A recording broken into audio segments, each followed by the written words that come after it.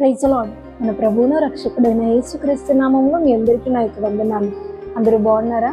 ప్రతిదినం దేవుని యొక్క వాగ్దానం ద్వారా మీరు బలపరచబడుతున్నారని ఆశిస్తున్నాను. ఎందుకంటే దేవుని యొక్క వాగ్దానం అనేది ప్రతిరోజు మన జీవితంలో మనల్ని ధైర్యపరచడానికి, అంతేకాకుండా మనం విశ్వసిస్తే ఆయన యొద్ద నుండి అనేక మేలను పొందుకోవడానికి కూడా మన జీవిత ఈ ప్రయాణంలో ఈ వాగ్దానాలు మనల్ని ఎంతగానో బలపరుస్తాయి.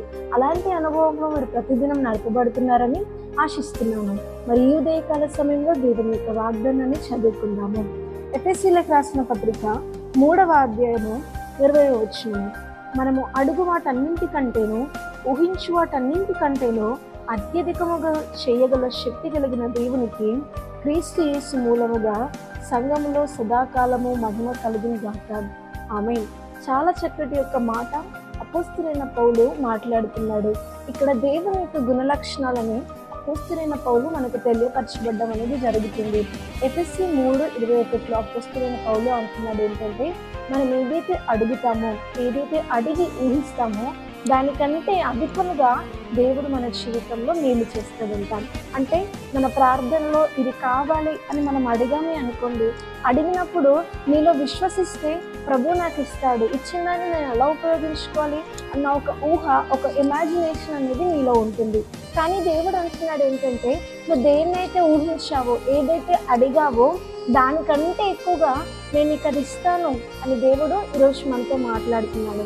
చూడండి, మీ సొంత వారినే కానీ మరెవరినైనా కానీ ఏదైనా మీరు ఎవరినైనా అడిగారు అనుకోండి, అడిగి మీరేమనుకుంటారు, నేను అడిగాను కాబట్టి నాకు ఖచ్చితంగా ఇస్తారు అని మీరు ఊహించుకుంటారు. మీరు ఎవరైతే అడిగారో అడిగిన వ్యక్తే కనుక మిమ్మల్ని ప్రేమిస్తే, అడిగిన వ్యక్తే కనుక మీలో ఒక సంతోషాన్ని చూడాలనుకుంటే ఆ వ్యక్తి ఏం చేస్తాడంటే, మీరు ఏదైతే అడిగారో అడిగిన దానికంటే ఎక్కువగా మిమ్మల్ని ఇంకా ఇంప్రెస్ చేయడానికి, మిమ్మల్ని ఇంకా సంతోషపరచడానికి, మీరు అడిగిన దానికంటే ఎక్కువగా మీరు ఊహించిన విధంగా అతడు మీరు అడిగిన దానికంటే ఎక్కువగా మీకు ఇవ్వడం అనేది జరుగుతూ ఉంటుంది. ఎందుకు అలా జరుగుతుందంటే, ఆ వ్యక్తి మనల్ని ప్రేమిస్తే మాత్రమే మనం ఏదైతే అడుగుతామో, ఏదైతే ఊహిస్తామో అడిగిన దానికంటే ఎక్కువగా ఆ వ్యక్తి ఇవ్వడం జరుగుతుంది.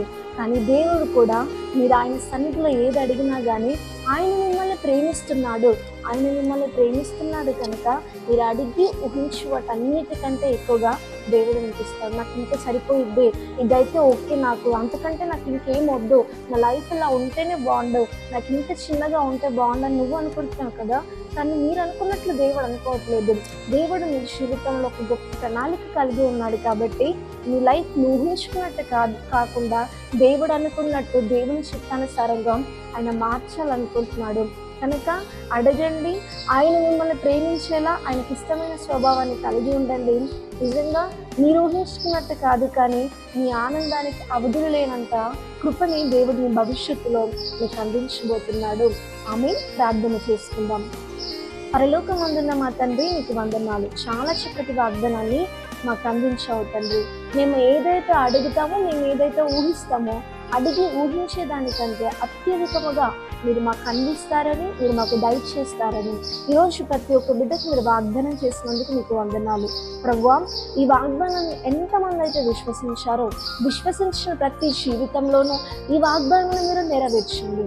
నీకే మహిమ, ఘనత, ప్రభావం చెల్లించుకుంటూ ప్రభు యేసుక్రీస్తు నామంలో అడిగి బతిలాడి వేడుకుంటున్నాము తండ్రి. ఆమేన్.